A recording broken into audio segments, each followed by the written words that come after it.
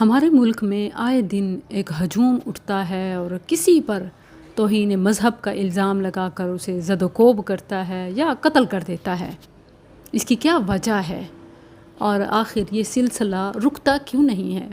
قوانین ہیں، قوانین کے رکھوالے ہیں، مگر ہجوم بے لگام ہے۔ اس کی تازہ ترین اور سیاہ ترین مثال حالیہ سوات کا واقعہ ہے، جس کے مدین کے علاقے سے ہجوم نے ایک سیاح پر حملہ کیا، پھر اسے قتل کر دیا اور پھر اس کی لاش کو بھرے بازار میں پٹرول چھڑک کر آگ لگا دی، پھر ویڈیو ریکارڈ کر کے ساری دنیا کو دکھایا۔ یہ واقعہ مبینہ طور پر جس طرح رپورٹ کیا گیا ہے کہ ایک شخص جس کی عمر اس کے لواحقین نے 36 سال بتائی ہے، یہ نفسیاتی ذہنی مریض تھا، نشے کا عادی، انتہائی سخت مزاج قسم کا تھا۔ ایک بھائی اور ماں تھی جنہوں نے اسے گھر سے نکال دیا، بیوی چھوڑ کے چلی گئی، نشے کا بہت زیادہ عادی، ذہنی مریض، پتہ نہیں کس طرح شاید اپنے آپ کو سنبھالنے کے لیے یا ایک موقع دینے کے لیے وہ سوات پہنچا۔ جنونی حالت میں کچھ اوراق مبینہ طور پر جنہیں قرآن کے اوراق کہے گئے ہیں کہ عوام نے دیکھا کہ وہ قرآن کریم کے کچھ اوراق جلا رہا ہے،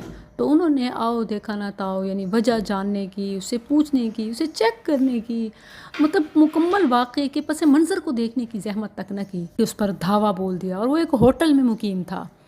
ہوٹل والوں نے جب پولیس کو بلایا، پولیس اسے تھانے لے کے گئی، تو ہجوم مسجدوں میں اعلان کرا کے لوگوں کو جمع کر کے تھانے پہ دھاوا بول دیتا ہے، اور حتیٰ کہ پولیس اور عوام کے اس مقابلے میں وہ پولیس کو زخمی کرتے ہوئے اس شخص کو وہاں سے نکالنے میں اور پھر قتل کرنے میں کامیاب ہو گئے۔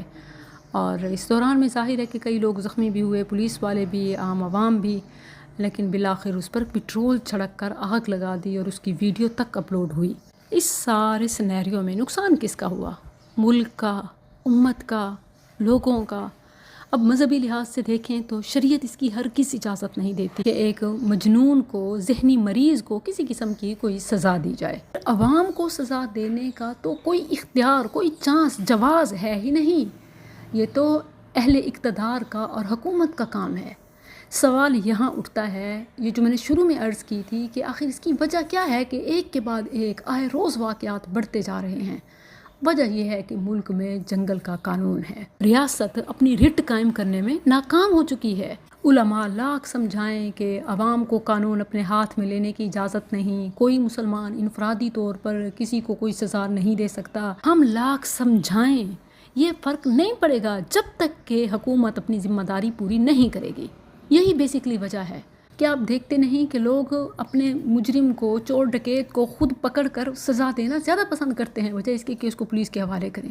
انہیں پتہ ہے کہ الٹا لینے کے دینے پڑ جائیں گے، اور مجرم ویسے بھی بھاری پیسہ دے کے سفارش کروا کے بھاگ جائے گا، پناہ لینے میں کامیاب ہو جائے گا، جیسے ہمیشہ ہوتا آیا ہے۔ واقعے کی اطلاع فوری طور پر مجھے ہو گئی تھی، لیکن وہی بات کہ عوام کے جذبات کو اشتعال سے بچایا جائے اور واقعے کی مکمل تحقیق و تصدیق کر لی جائے، پھر کوئی بات کی جائے، میں اسی انتظار میں رکی رہی۔ جب یہ ساری چیزیں سامنے آ چکی ہیں تو آپ سے یہ ریکویسٹ کروں گی کہ اللہ کے لیے اپنے ملک کو وہ نقصان نہ پہنچائیں اس کا یہ اور آپ متحمل نہیں۔ ہماری زوال کی وجوہات میں سے سب سے بڑی وجہ ہے اغیار، کیا چائنا یا کوئی دوسرا ملک تو دور کی بات، ایون دبئی، سعودی عربیہ، عرب ممالک بھی یہاں سرمایہ کاری سے کتراتے ہیں اور برملا کہتے ہیں کہ یہاں تو کوئی بھی کسی پر کوئی الزام لگا کے اس پر حملہ کر دے، یہ فلاں تو وہابی ہے، فلاں تو نجدی ہے، فلاں سعودی ہے، فلاں یہودی ہے۔ دشمن اس طرح کے حملوں سے اپنے مقاصد پورے کرتے ہیں۔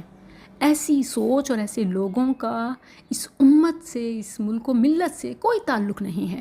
یہ دہشت گرد اور فرقہ واریت پھیلانے والے ہیں۔ حکومت کو چاہیے کہ اپنے دشمنوں کو موقع نہ دے اور ایسے عناصر کو بر وقت کنٹرول کرے۔ جہاں تک بلاسمی کا، توہین مذہب کا شرعی اور ملکی قانون ہے، تو اس میں واضح طور پر یہ موجود ہے کہ ایسے شخص کو قتل کیا جائے گا، سزائے موت ہے اور کوئی معافی نہیں ہے۔ لیکن ہم دیکھتے ہیں کہ ایسے واقعات میں ایون ملزمان کو، مجرمان کو بھی محفوظ ٹھکانوں پر پہنچا دیا جاتا ہے، بچا لیا جاتا ہے، جبکہ توہین مذہب صرف ایک گناہ ہی نہیں بلکہ شرعی لحاظ سے قابل سزا جرم ہے۔ دیگر جرائم کی طرح جب یہ معاملہ ہائی لائٹ ہو جاتا ہے، حکومت عدالت تک پہنچ جاتا ہے، تو پھر کسی قسم کی کوئی معافی کی گنجائش نہیں بچتی، اور جرم کی نوعیت کے حساب سے سخت ترین سزا دینی چاہیے۔ عوام سے میں کہوں گی کہ جرم کا بدلہ زیادتی سے نہ لیں. اللہ تعالیٰ نے اس سے بارہا منع کیا ہے اور یہ زیادتی ہے. فرد کی زیادتی آپ امت کی زیادتی سے جوڑ رہے ہیں، اپنے ملک کو ہی تباہی کی طرف دھکیل رہے ہیں. ہمارا ملک سرمایہ کاری میں پچھلے 50 سال کی کم ترین سطح پہ پہنچ گیا ہے. عوام ملک کو نقصان پہنچانے میں اور حکومت اپنے آپ کو بچانے میں لگی ہوئی ہے. اربوں روپے کے بجٹ صرف فائر وال پہ ڈیجیٹل ٹیررزم کے خوف میں لگائے جا رہے ہیں. عوام ہے کہ اناڑی کسائی بن گئی، قانون کو اپنے ہاتھ میں لیا اور ملک میں خون خرابہ عام ہو گیا.